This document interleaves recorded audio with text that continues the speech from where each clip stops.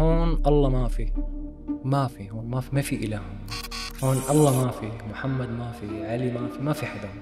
في شاب كان معي حكالي ضلوا مقطوعين من المي 5 أيام بالمنفردة، 3 منهم كتر ما عطشوا شربوا بولهم، والثلاثة اللي شربوا البول ماتوا.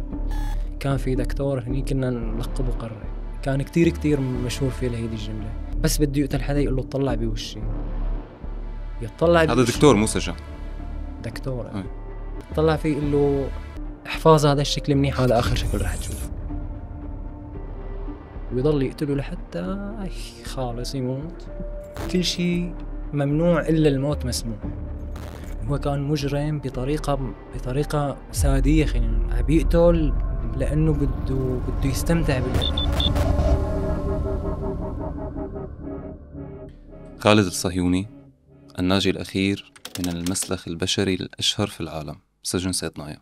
سمعنا كتير عن سجن صيدنايا بالإعلام بالسوشيال ميديا، ولكن اليوم أنت في جرائم يومية عشتها، في تفاصيل دموية كنت عم تشوفها بشكل يومي. فاليوم أنا بدي أخذ الصورة بشكل واقعي أكتر من حضرتك. أهلا وسهلا فيك. أهلا بكم. بداية قبل ما نفوت بموضوع الاعتقال، احكي لي مين هو خالد، عرفني عن حالك بشكل عام. أنا خالد صهيوني من اللاذقية. كنت طالب إدارة أعمال ببداية الثورة، وانقطعت بسبب الثورة يعني، واعتقلت بسنة 2020. اعتقلني الأمن السياسي من مكان عملي باللاذقية. كيف تم الاعتقال؟ هل كان عن طريق إخبارية أو؟ أكيد طبعا في إخبارية يعني. وإجوا على مكان الشغل اللي كنت أنا عم اشتغل فيه، وداهمتني الدورية وأخذوني اعتقلوني. يعني كانوا عارفانين إنك أنت بهذا المكان، فهي أكيد عن طريق إخبارية. تماما في إخبارية كانت. بعدين من الأمن السياسي ضليت فترة، وتحولت بعدين على الأمن العسكري، بعدين على 235 فرع فلسطين بالشام، وبعدين 248. هاي الفترة كلها لبين ما وصلت لصيدنايا قديش كانت؟ تقريبا سنة بالأفرع. ليش سنة؟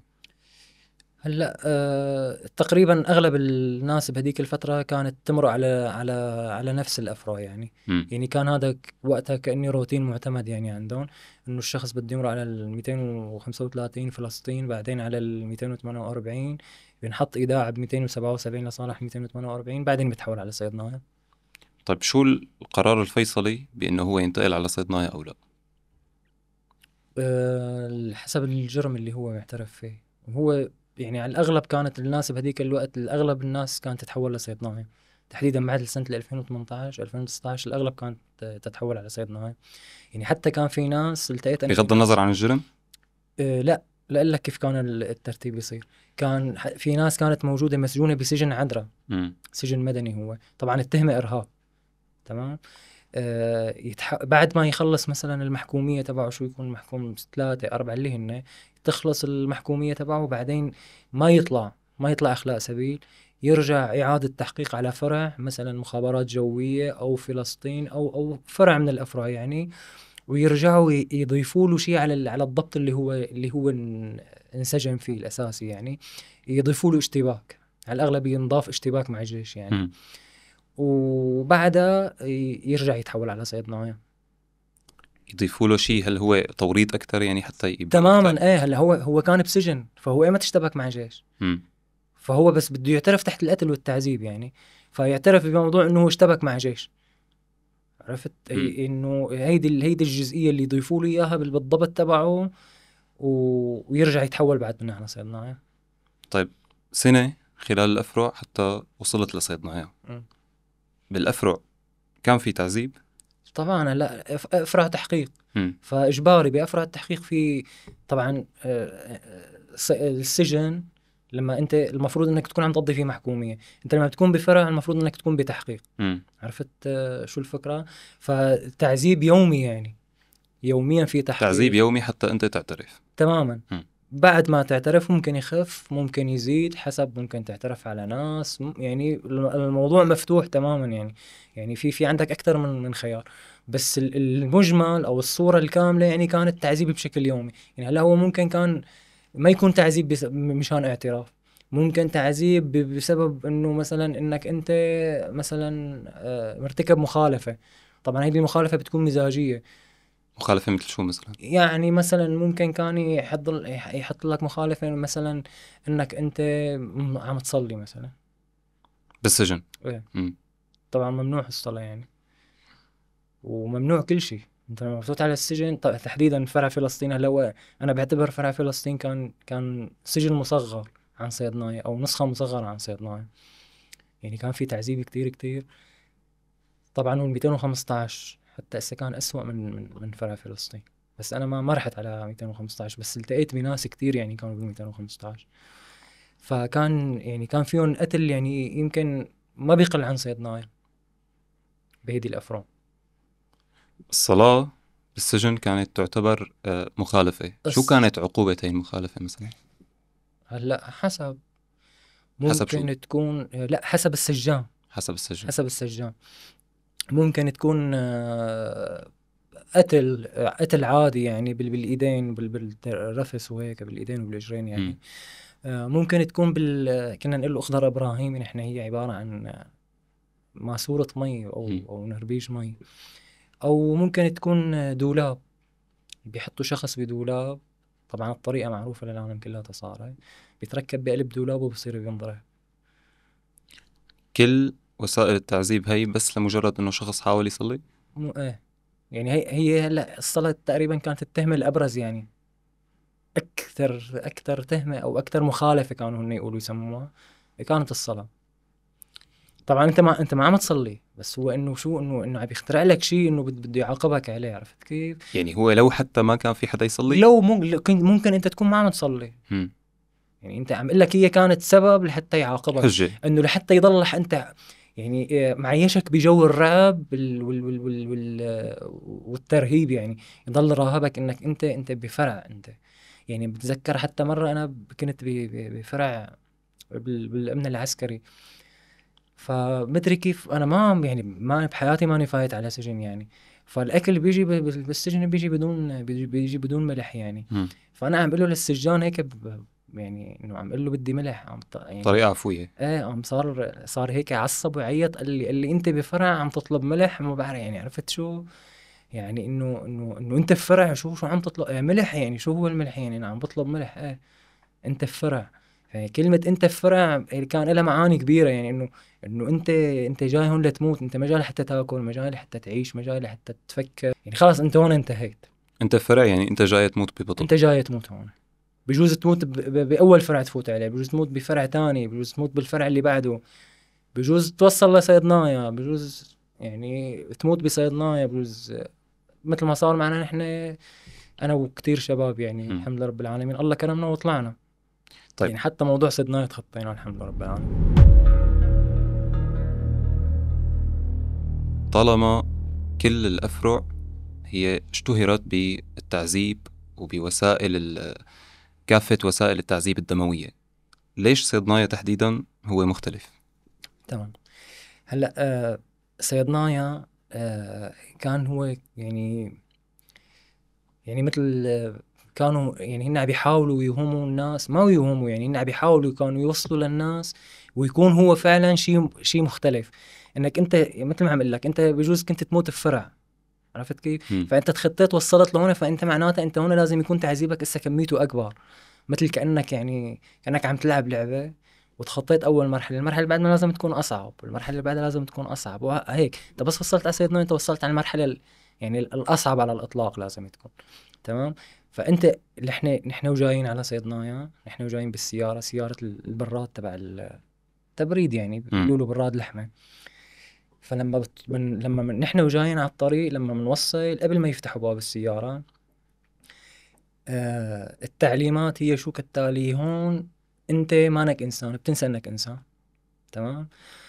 بتنزل بدك توطي ظهرك، تحط ايدك على عيونك، ممنوع تشوف وجه حدا ابدا ابدا، ولا اي سجان ولا اي عسكري ولا اي حدا ابدا ابدا. القانون الثاني هون كل شيء ممنوع الا الموت مسموح. يعني انت كل شيء ممنوع. ممنوع إلا الموت مسموح. ايوه كل شيء ممنوع الا الموت مسموح. وفي عندك بس بتنسى كل شي كلام انت متعلمه بحياتك وبتضل متذكر كلمتين بس: حاضر سيدي، امرك سيدي. هي التعليمات من اول ما انت تنزل. هذا بس قبل ما تنزل من السيارة، لانك هلا بس نزلت على درج السيارة، هون بده يبلش تطبيق التعليمات اللي اخذتها. بس بلشت تخربط هون بقى بتبلش بقى تاكل، انت تاكل قتل يعني، تتعذب. طبعا هي انت بدك تتعذب على كل الاحوال يعني، تمام، بس بوقتها انه يعني انه بيكون في عنده حجة اقوى لحتى يقتلك. هلا لما اكيد لما بدك تفوت اول فوتة في شيء اسمه حفلة استقبال. هي اول ما فهيدي بتوصل لصيدنا. تماما اول ما بتوصل على صيدنايا بتتاخد الاسماء، الامانات، كذا، القصص هيدي. بعد منه هون بيتبلش بقى اللي بيكون مجموعة عساكر شرطة. بيبلشوا ضرب بالناس اللي جايين، ضرب ضرب ضرب ضرب. طبعا موجود دكتور عم يستقبل العالم. هو المفروض انه هو عم يفحصك، انه انت معك امراض ولا ما معك امراض ولا شو كذا. بتبلش حفلة الضرب. طبعا الضرب كل شيء بيخطر على بالك. شو هي انواع الضرب اللي كانت تكون بحفلة الاستقبال؟ كل شيء، كل شيء ممكن تكون مثلا ماسورة بإيده، شيء قطعة حديد، أي شيء ممكن يضربك فيه. طبعا والضرب وين ما إجا، على راسك، على ظهرك، ممكن يكسر لك ظهرك، ممكن يكسر لك إجرك. هلا في ناس هي وفايتين كسر ظهرها، انكسر ظهره تماما. هي في لسه ما فات ناس هو. هي حفلة الاستقبال يعني لسه. انكسرت رجله مثلا، انكسرت ايده، في ناس انكسرت كتفها. هن وفايتين هسه، بس هذول بس فاتوا، اتاخدت اسمائهم ونزلوا على سجلات السجن. بعد منها بتبلش شو بقى موضوع المنفردات. منفردة هي شيء غرفة تحت الأرض بتساع. هي يعني المفروض إنه شخص، تمام، بس هي بنحط فيها 5 6. ما في مي، ممكن خلال 24 ساعة تجي المي 5 دقايق أو 10 دقايق، وممكن أنت ما تحس عليها والدنيا عتم، أنت بس تسمع صوتها بس سمع يعني. تمام، ما في شيء اسمه صرف صحي، كل شيء تحتك. واذا واحد بده يقضي حاجة مثلا بأرضك، أنت واقف بأرضك بأرضك بنفس الغرفة مع 5. بنفس الغرفة، وبدك تضل قاعد عليها ونايم عليها. الوسخ اللي أنت عم يطلع منك بدك تضل قاعد فيه. المي، في مرة أنا ما صارت معي يعني، بس في شاب كان معي حكالي ضلوا مقطوعين من المي 5 أيام بالمنفردة. فكانوا هن 4 أشخاص. 3 منهم كتر ما عطشوا شربوا بولون. شربوا بولا من كتر ما عطشوا. شربوا بولون، والثلاثة اللي شربوا البول ماتوا بعد فترة يعني. قلت لي لما وصلتوا على صيدنايا كنتوا بسيارة، هي سيارة براد. مم. ليش براد؟ هيك كانوا ينقلون، هيك كان الروتين النقل عندهم. يعني هي تعذيب لبين ما تصل انت على السجن، وسيلة تعذيب لبين ما تصل. احتقار للإنسان لحتى يحسسوك انك انت عم تنقل مثلك مثل اي شيء يعني، انه مانك بني ادم، انت ما بتنتقل بسيارة. طبعا انت منتقل جنزير بايدك وكذا وهيك يعني، انه يعني مكبل بايديك وباجريك. خليني ارجع للحظات الاعتقال. وقت تم اعتقالك كنت متزوج؟ مم. متزوج. متزوج وعندي صبي وبنت. صبي وبنت. بلحظة الاعتقال انت كنت متوقع انه يكون مصيرك يوصل لصيدنايا؟ لا اكيد لا.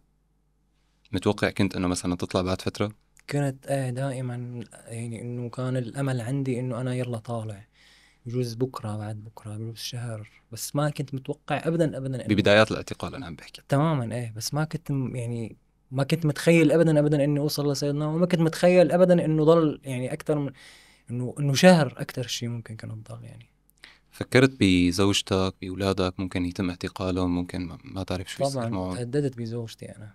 هددت بزوجتك انه كيف؟ انه اذا ما اعترفت، او انه بدك تعترف على زوجتك انه هي كانت معك وتساعدك.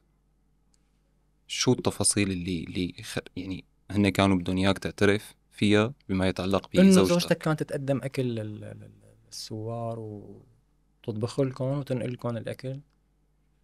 هذا الحكي بخلال جولة الأفرع ولا بصيدنايا؟ الافرع. بصيدنايا في تحقيق؟ لا، شو في بصيدنايا؟ سيدنا بس تعذيب.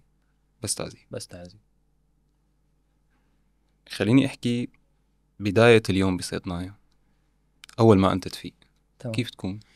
ببلش النهار بصوت العسكري، بيجي بوقف عسكري على باب الجناح. طبعا هو جناح طويل كل الناس شافته، حشر مهاجم، وفي باب حديد استخارجية يعني، فبيوقف على باب الحديد وبيعطي أمر استيقاظ.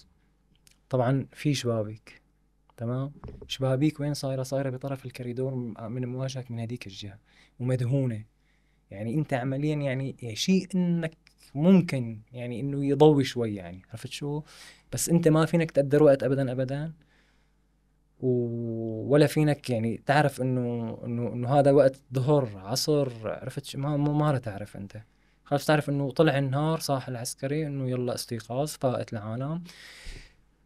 في شيء اسمه جولة طبية. طبعا جولة طبية بيجي العسكري قبل ما يجي الدكتور، اللي ما حدا بيتمنى اصلا يطلع على الجولة الطبية يعني. فبيجي هو العسكري قبل ما يجي الدكتور بيقول مين عنده مريض. طبعا انت اللي بيكون خلص يعني انه انا ميت، فبدي اطلع، ممكن موت وممكن ما موت يعني.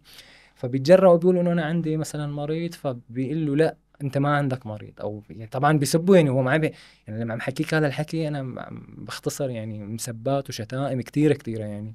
انه لا يا فلان او يا ابن فلان او يا ابن فلانة، انه لا انت ما عندك حدا، عرفت كيف. فهو انه روتين انه لازم انه يمشوا عليه، عرفت كيف، انه خلص في جولة طبية بعد منها في فطور. طبعا ما حدا بيتمنى انه يجي الفطور، ليش؟ لانه لما رح ينفتح الباب، بس انفتح الباب آه في حدا رح ياكل اكل، هو عم يدخل الاكل، وممكن يخطر بباله انه هو هيك لاي سبب من الاسباب يفوت ينقي حدا من المهجع يقتله، او ممكن يختار المهجع كله يقتله، وممكن لا يعني، بس يعني انه احتمال بس انفتح الباب بده ينقتل حدا، خلاص بس انفتح الباب في شيء اسمه قتل.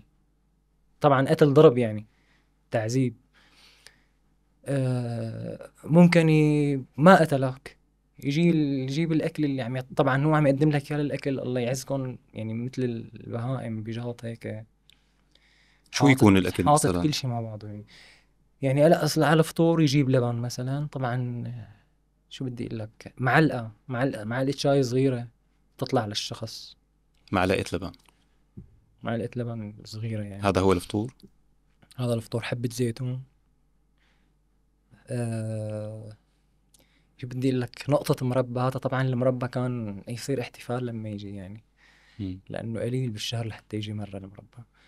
وفعلا يعني نقطتين يعني فينك تحطهم تعددهم نقطتين يعني. وطبعا هلا اول هيك في فترات كان يختلف فيها الاكل ويختلف فيها التعذيب، يعني ممكن كان يزود الاكل وممكن يزود التعذيب. بناء على شو؟ ما حدا بيعرف. نحن طبعا كمعتقلين جوا نحن ما بنعرف شو السبب، بس هو ممكن يكون متغير الضابط اللي مستلم السجن مثلا، تمام. ممكن في أوضاع سياسية كانت برا، مثلا ضغط على الدولة مثلا وقتها إنه بموضوع معين أو كذا. ممكن مزاجية السجان على كيف؟ ممكن خلص أنا اليوم متضايق من أي شيء، شو ما كان يكون السبب، بجوز متخانق هو مرته مثلا، بيجي يتفشش فيك. بيجي بيتفشش بالمعتقلين اللي جوا، بيجي بيكب لهم الأكل. مرة مثلا شو صار، فوت الخبز، تمام، ففوت الخبز وقال بتحطه بنص المعجون. هذا الخبز بكرة الصبح بدي ارجع عده، بده يكون بقيام مثل ما هو. يعني شو مدخل لك 10 خبزات، بدي ارجع عدهم 10 خبزات. يعني انت شايف الخبز وما عم تقدر وما عم تاكله. تقدر تاكله. تخيل انت، لا ما تدخل لي احسن، ما بدي اياه، خلص انا بعرف حالي ما عندي خبز. مرة حتى كمان قبل ما نطلع بفترة بسيطة، يعني قبل التحرير بفترة بسيطة، وزعوا لنا خبز، وزعوا للمهاجع كله، وفات الخبز على قلب المهجع يعني. وبعد شي نص ساعة رجع عطى أمر إنه رجع كب الخبز لبرا. شو السبب ما بنعرف، إنه خلاص رجع كب الخبز لبرا.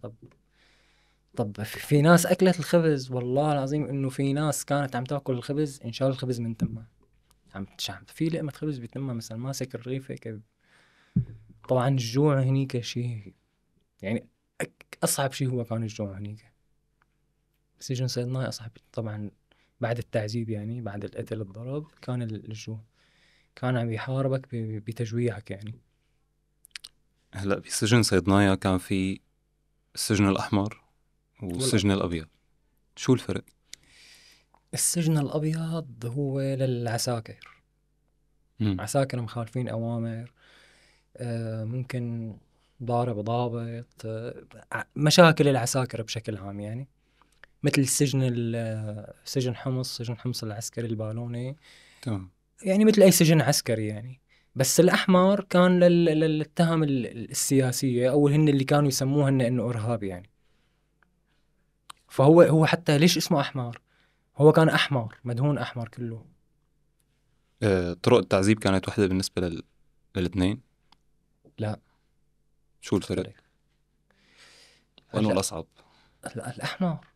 الأحمر أصعب. هلا أنت يعني خلينا نقول جنائي، هو إنه جاي خلص مرتكب جناية وجاي على السجن. بالنهاية هو كسجن عسكري سجن صعب، تمام، بس في اختلاف كبير كتير. ما بيتقارن بالسجن الأحمر. ما بيتقارن بالأحمر أبدا. في اختلاف كبير كتير بين الأحمر وبالأبيض. طبعا هو مثل ما عم اقول لك كسجن عسكري في روتين معين هو صعب غير السجن المدني، تمام. بس بين الأحمر والأبيض لا. هلا بالأحمر ممكن يعني بيفوت، ممكن مثلا بالنهار يطلع مثلا من الجناح يطلع 10 جثث 15 جثة. عرفت كيف؟ هو يعني كيف يطلعوا يعني يكونوا قاتلينهم هن الشرطة نفسهم هن يكونوا قاتلينهم للناس اللي ميتة يعني. عرفت شو؟ إعدامات كانت، يعني أنا بتذكر أول فترة دخلت فيها على سجن صيدنايا كان الإعدام أسبوعي، كل أسبوع كان في إعدام. كم شخص تقريبا ينعدم بالأسبوع؟ هلا ليك، أول ما فتنا على السجن نحن ما بنعرف إنه في شيء اسمه إعدام. تمام. نحن بنعرف إنه في ناس عم يجوا ياخدوها مثلا نهار 2 أو نهار 3. تمام. بيجوا وش الصبح قبل الفطور قبل كل شيء، بس قالوا استيقاظ بعد منا ب10 دقائق ربع ساعة بيفوتوا. طبعا بيفوت يعني المساعد الجزار اللي كان هيك موجود بالسجن اسمه ملهم. بعد فترة عرفنا انه هي اعدام يعني. ليش؟ لانه هدول الناس يختفوا. في ناس مثلا كانوا اهل يزوروها، ف مثلا يصدف انه 2 من نفس المدينة انه يحاولوا يلمحوا لاهاليهم انه كيفه فلان، او مثلا بجوز ممكن الاهل يسألوا المعتقل نفسه انه كيفه فلان، فنحن ما بنعرف عنه شيء، والاهل طالما عم يسألوا معناته ما بيعرفوا عنه شيء. طريقة التعذيب كانت جماعية ولا فردية؟ لا، جماعي. كيف؟ يعني هي كان نهج، تمام. يعني انه خلص مثل ما قلت لك، انا شو كنت عم اقول لك بالبدايه، انه بس انفتح الباب في حدا بده ينضرب، ممكن يكون الكل، ممكن يكون شخص. عرفت كيف؟ بس هو خلص الباب بس انفتح، في ناس بدها تتعذب. طبعا في ناس بدها تتعذب، يعني في ناس بدها تموت كمان. مثل ما قلت لك في فترات كانت يعني يقتلوا لحتى يموتوا كتير، يعني انه خلص يكون في تساهل بموضوع انه خلص يموت مين ما بده يموت. وفي فترات لا، يتعذب لحد معين يعني يوصلوا للموت بس ما يموت، ما يخليه يموت يعني على الآخر.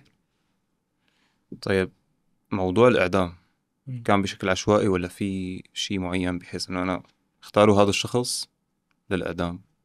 هلا شو آلية الاختيار نحن ما بنعرف شو هي. نحن اللي بنعرفه انه بيدخل مساعد مع شرطة مع عساكر يعني، بفوتوا بيصيروا بيطلعوا ناس بيختاروا يعني اسم فلان اسم فلان اسم فلان. بس مين اللي اختار هذه الاسماء نحن ما بنعرف. كيف اختاروا هذه الاسماء نحن ما بنعرف. ما في اي اساس له.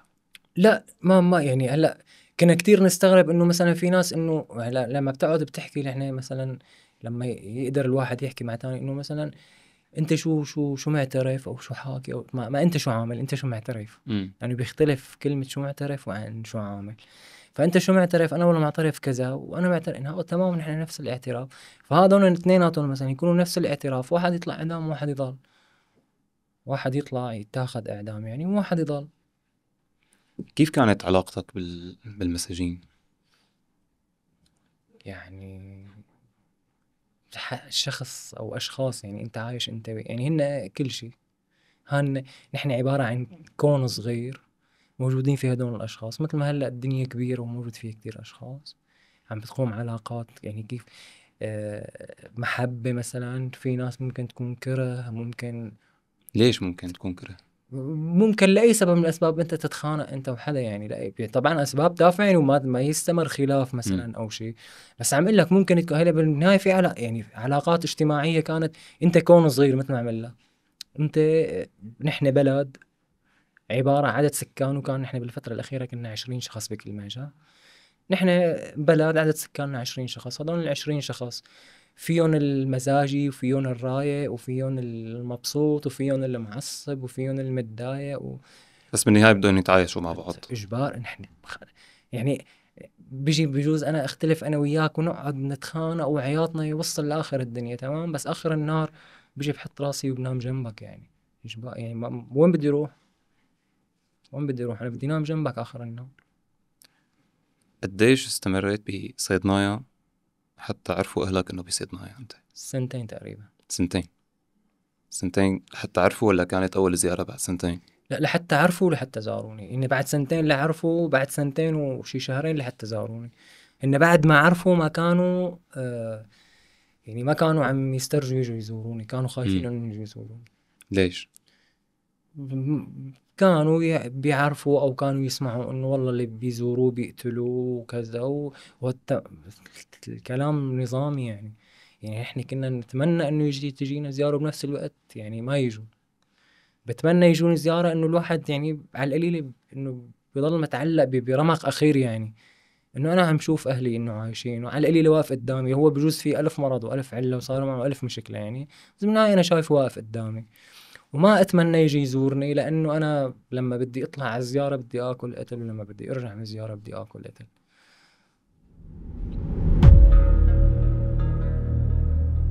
في بعض الأهالي تم مثلا اعتقالهم لما زاروا قرايبينهم بصيدنايا. ما بعرف أنا، ما يعني هلا نحن هل أنت سمعت بهيك قصة مثلا؟ لا، ما سمعت. مين أول حدا زارك؟ أول حدا زارني أبي وأختي. أبوك وأختك. شو حسيت بدك تقول لهم شي ما قدرت تقول لهم إياه؟ شو كانت آثار التعذيب اللي واضحة عليك لما أجوا زاروك حتى لهالدرجة إنه هن ما عرفوك؟ الضعف اللي أنا كنت فيه، ضعف. كان الشخص يعني كنت شخص تاني تماما يعني.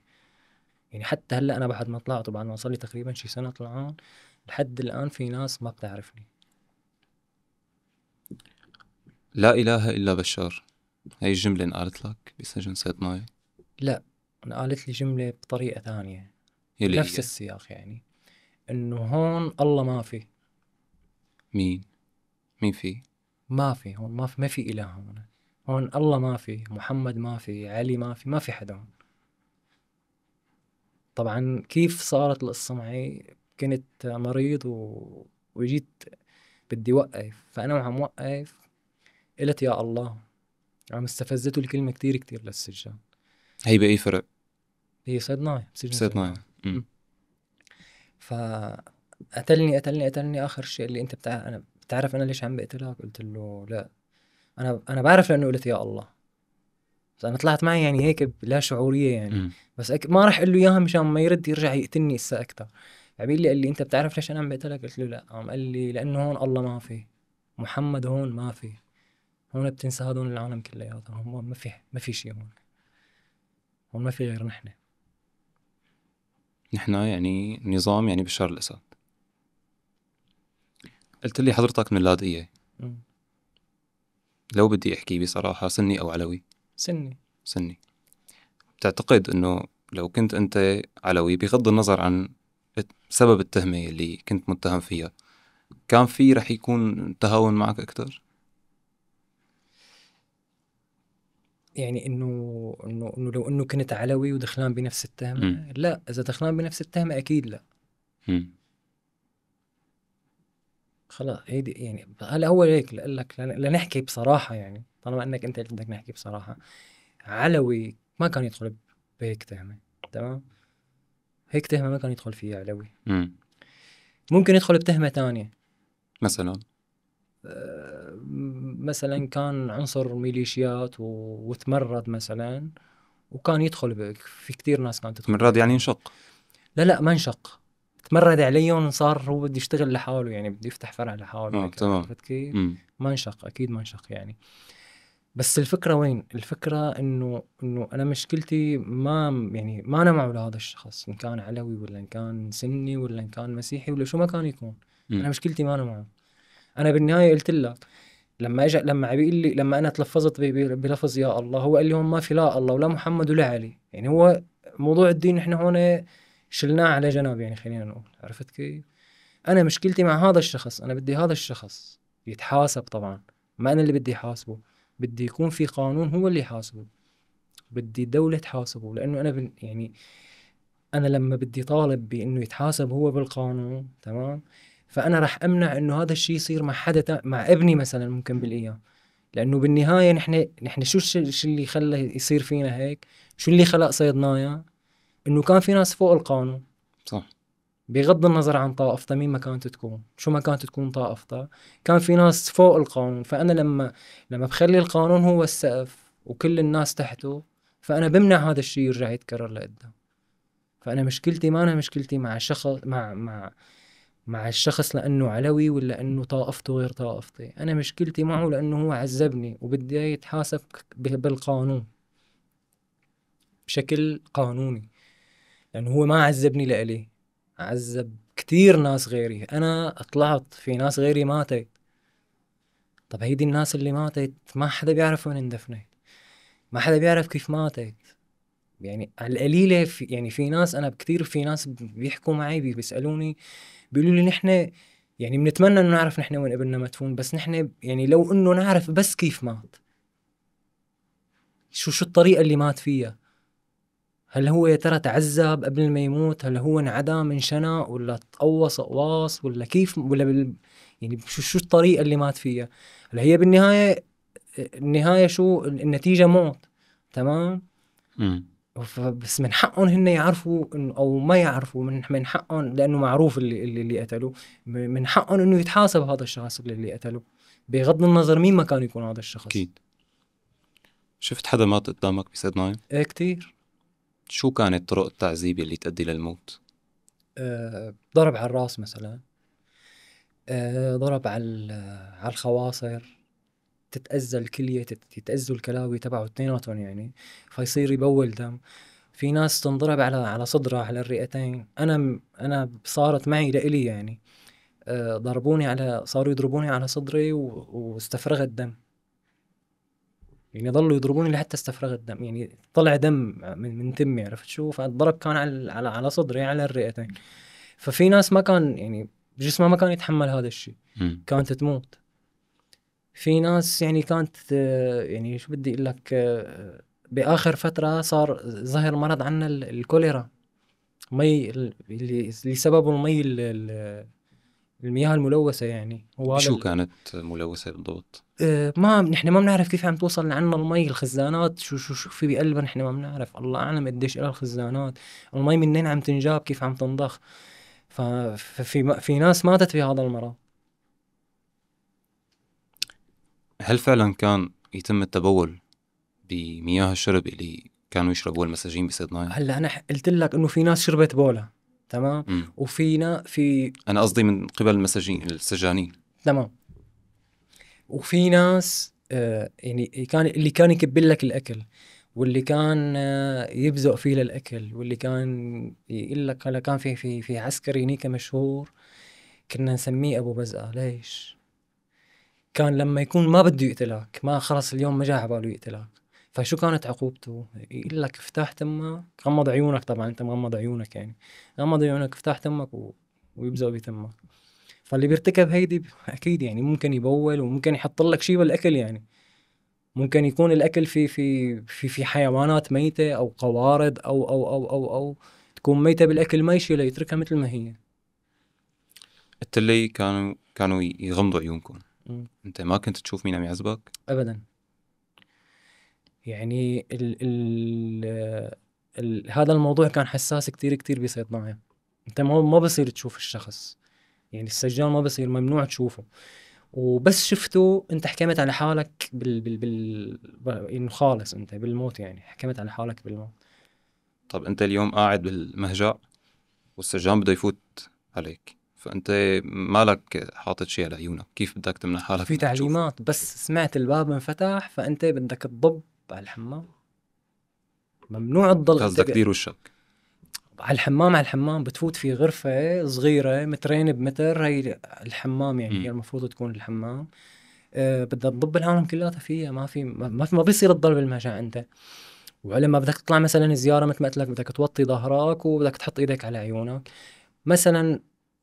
عم يعاقبك ماشي وهو عم يعاقبك، انت بالصدفة شفته او شو بيصير؟ بيضل بيقتلك لا تموت. لا تموت خلص. كان في دكتور هنيك اسمه كنا نلقبه قريب. فهذا يعني كان كتير مشهور فيه لهيدي الجملة، انه بس بده يقتل حدا يقول له اطلع بوشي، يطلع هذا بوشي. دكتور مو سجان. دكتور يقول له طلع بوشي، فطلع فيه يقول له احفظ هذا الشكل منيح، هذا اخر شكل رح تشوف. ويضل يقتله لحتى خالص يموت.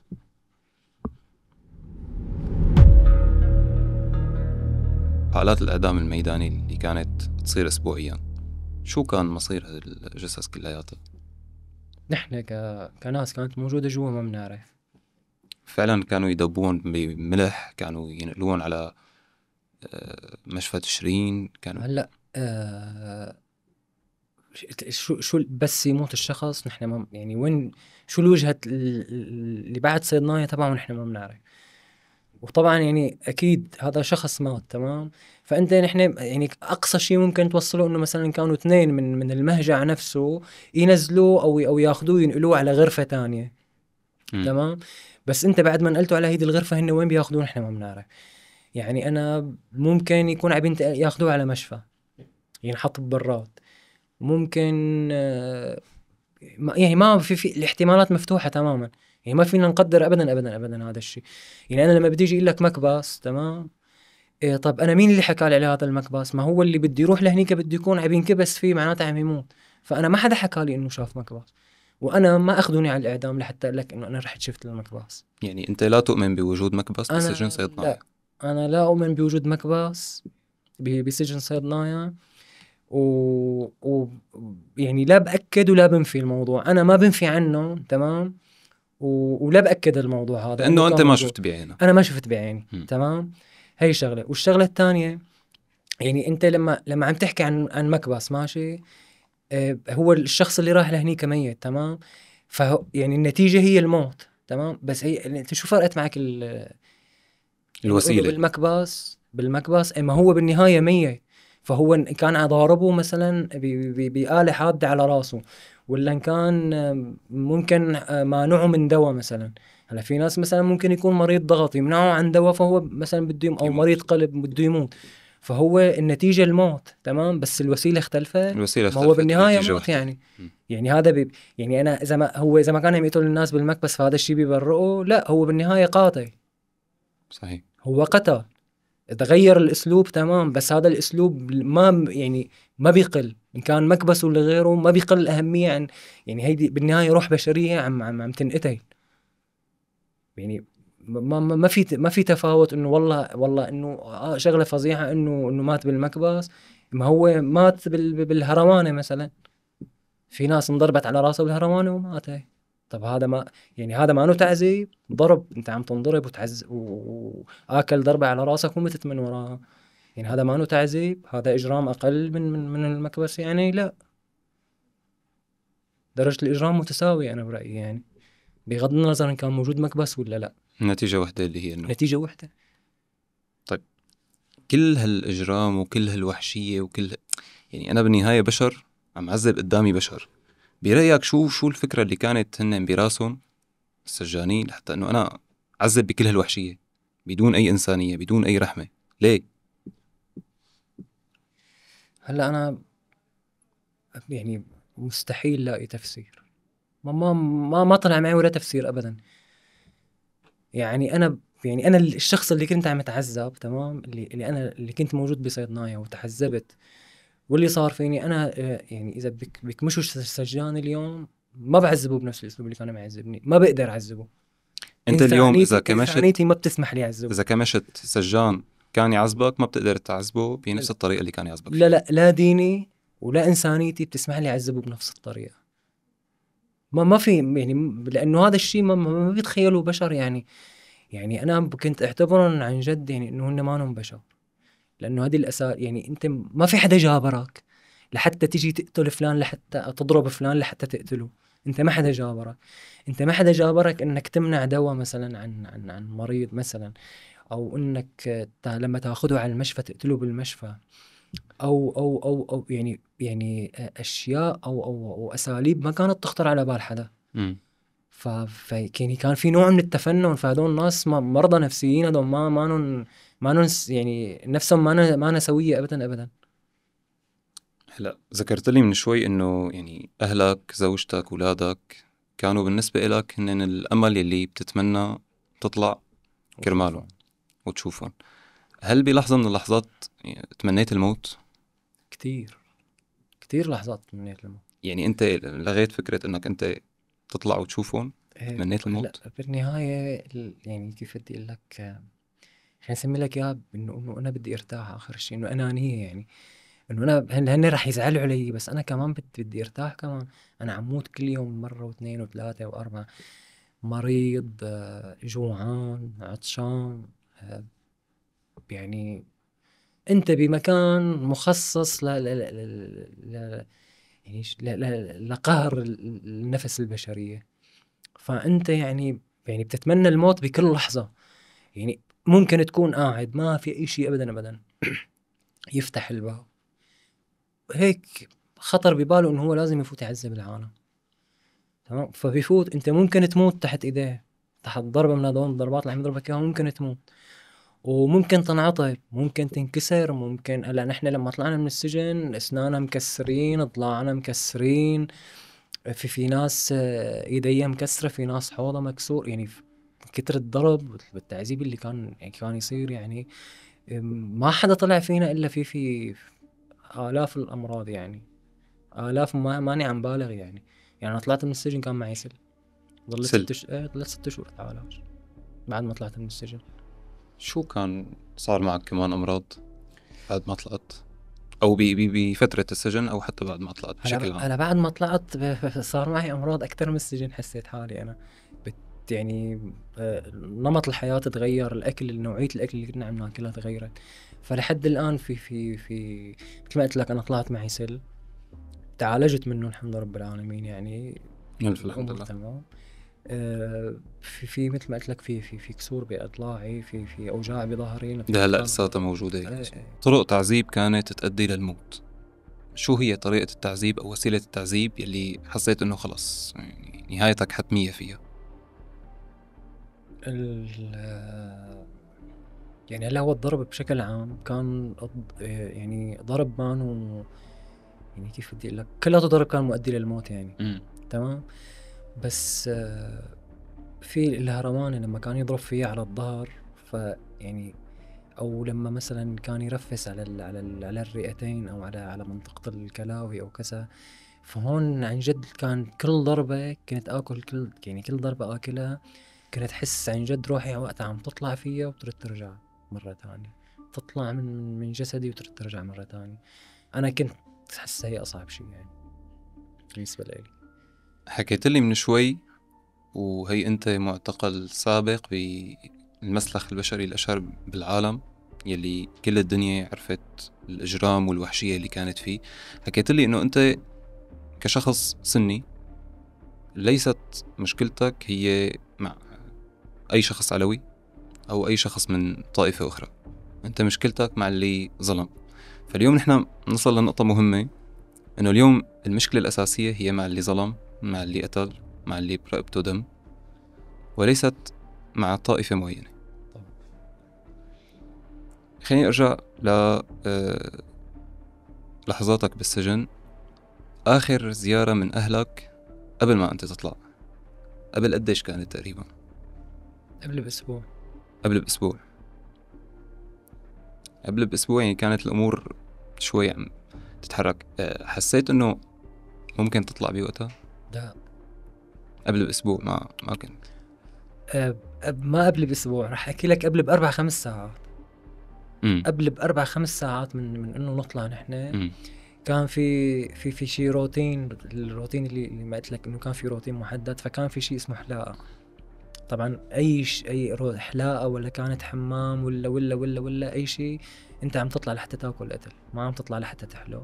طبعا تحلو وضمن الحلاقة أنت بتكون عم تاكل قتل، بكون عم هلا في شغلات كانت يعني شو بدي اقول لك، ما انا اقوى من القتل يعني، بس كانت مهينه فيها زل بشكل ما طبيعي. كان الكلام مثلا الفاظ معينه، اسئله معينه مثلا. مثل شو؟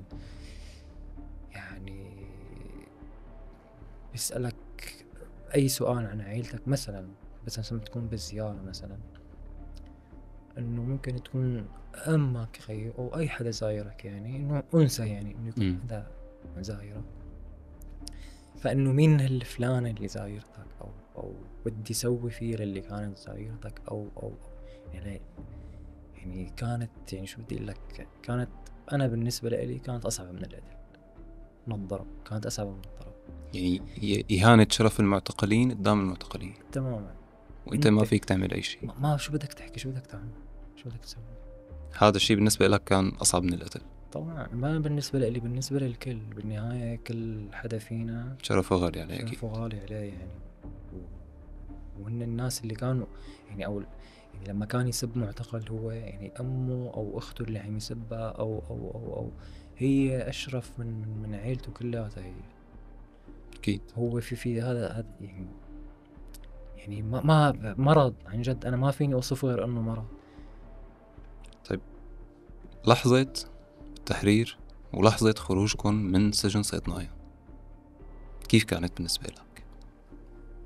هلا كانت المشاعر عندي هون يعني متناقضه. فرح، وكيف بدي اقول لك، يعني ماني مصدق الشيء اللي عم بصير. اول ما فتح باب السجن عليكم شو صدقتوا؟ حسيتوا في مقلب بالموضوع؟ عم لك انا كان فرح انه انا اول مره بشوف هذا الباب عم ينفتح وما السجان اللي فاتحه. اول مره بشوف هذا الباب عم ينفتح وما السجان، عم تشوف وش الانسان اللي عم يفتحه. وبنفس الوقت انا خايف انه هذا الشخص اللي فتح الباب او انه يكون في شيء عم بيصير، يعني ما يعني مثل ما عم تقول مقلب يعني. او انه يلا بعد شوي راح يرجع يسيطر على السجن النظام مرة تانية، وترجع تاخذ العالم وكذا، وترجع تفوت على السجن. وطبعا يعني انت اذا رجعان انت طلعان من السجن ورجعان، فانت تخيل شو ممكن كان يكون يصير فيك، يعني لا سمح الله، او بالناس اللي كانت موجودة يعني. فلما انفتح الباب مثل ما عم اقول لك، وشفت انه الشخص اللي عم يفتح الباب وما كان هو السجان اللي كان اللي يفتح الباب، فانا هون يعني فورا بدي اطلع من الباب وما بدي ارجع اطلع لورا شو عم بيصير.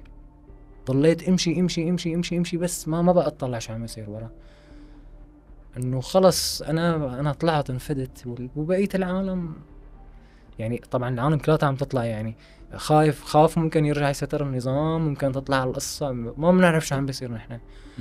نحن بنعرف انه الوضع مانو مشيان مثل ما هو مشيان بالعادة، مانو طبيعي، بس ما بنعرف الشيء اللي عم بيصير بالضبط.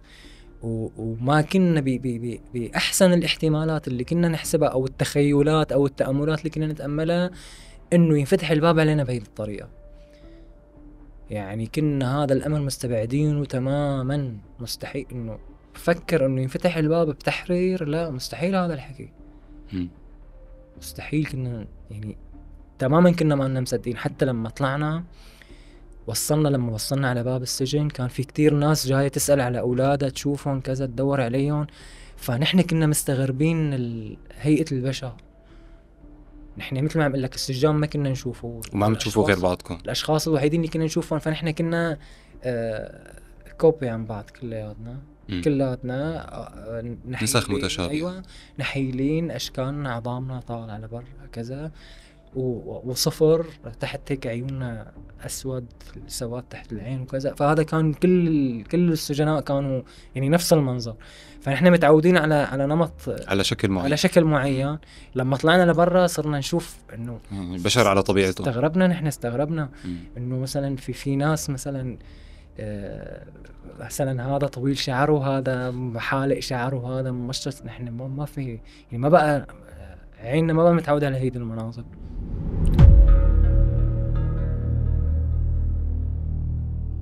أول شيء عملته بعد ما طلعت شو كان؟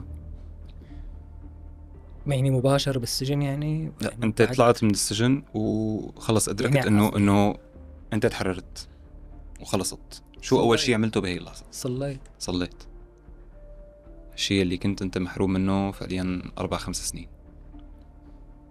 كنا محرومين منه تماما. هو كنا أكتر الشيء صراحة، كنا أكتر الشيء نتمنى إنه يا رب نقدر نصلي نحن واقفين. هلا كيف كنا نصلي؟ كنا نصلي نحن وقاعدين بعيوننا يعني، ما في حركات صلاة أبدا. فأول شيء خطر على بالي بعد ما طلعت أنا وعلى باب السجن، كان وقتها نحن ما بنعرف شو الوقت يعني، فبس إنه خلص بدي صلي أنا، شو وقت صلاة ولا مو وقت صلاة، بدي صلي إنه ركعتين شكر لرب العالمين ممكن يكون يعني. إنه طلعت أنا منه، صليتهم أنا واقف يعني، حركات الصلاة النظامية. هذا أول شيء عملته أول ما طلعت من السجن. مين أول شخص شفته؟ أول شخص شفته من أهلك؟ من أهلي أبوي شفته أول شيء. شو كان شعورك؟ شو كانت ردة فعله هو؟ لما ما كنت مصدق عيوني أبدا. أنا كنت عم شوفه بالزيارة من وراء الشبك، بس ما كنت متخيل أبدا يعني إنه أنا أشوفه هيك ما في شبك بيني وبينه، ضمه بوسه، حس إنه أنا في إنه أنا بين إيدين بني آدم، أو بني آدم عم لفه يعني صراحة هيك ضليت تقريبا شي يمكن 2-3 وأنا لاففه يعني، وماني مصدق. طبعا هو عم يبكي يعني، أنا ما قدرت أبكي، بس يعني ما كنت مصدق حالي أبدا. أولادك بعد 4 سنين كبروا وتغيرت أشكالهم. 4 سنين أنت مو شايفهم. 5 سنين أنت مو شايف أولادك. ما حسيت بشو حسيت لما شفت أولادك؟ ما عرفوني ولا عرفتهم. ما عرفتهم؟ هن ما عرفوني أنا ما عرفتهم.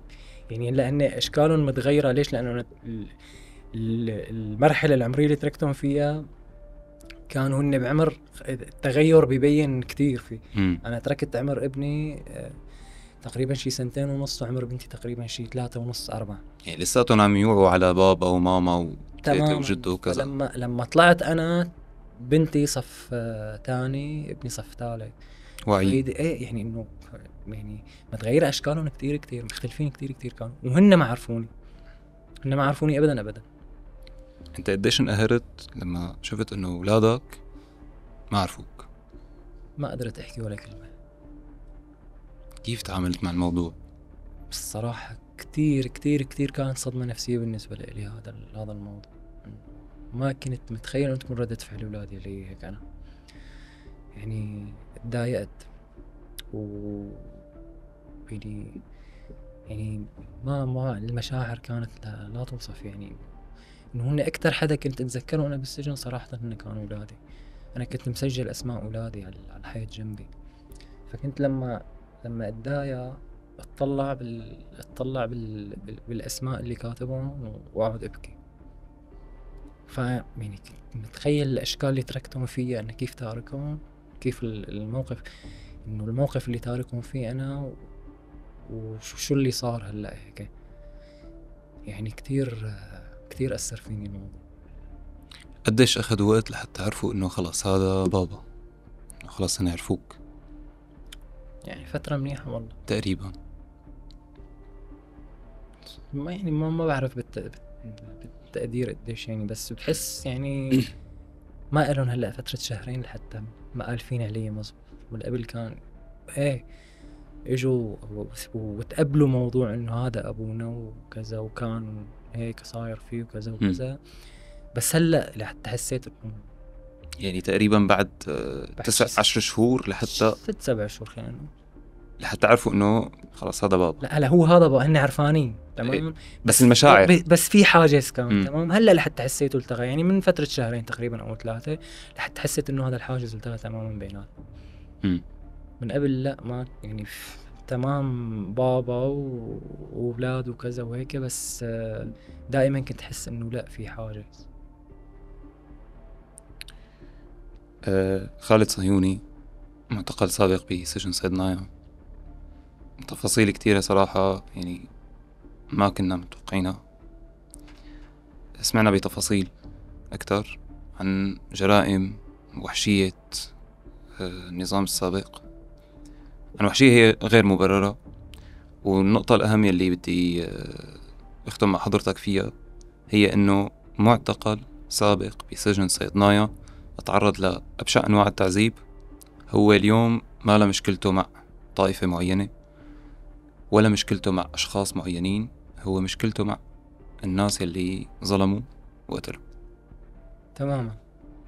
أنا مشكلتي مع هذول الناس اللي كانوا معتبرين حالهم فوق القانون، فوق القوانين الإلهية والقوانين البشرية. يعني لما شخص بيقول لك ما في الله، ما في محمد، ما في عليه، فهو نسف كل شيء، يعني نسف الحياة والآخرة يعني.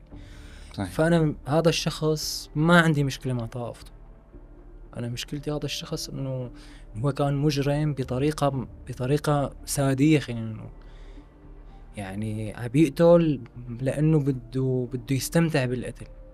يعني كان يعني في عندهم متعة بالقتل.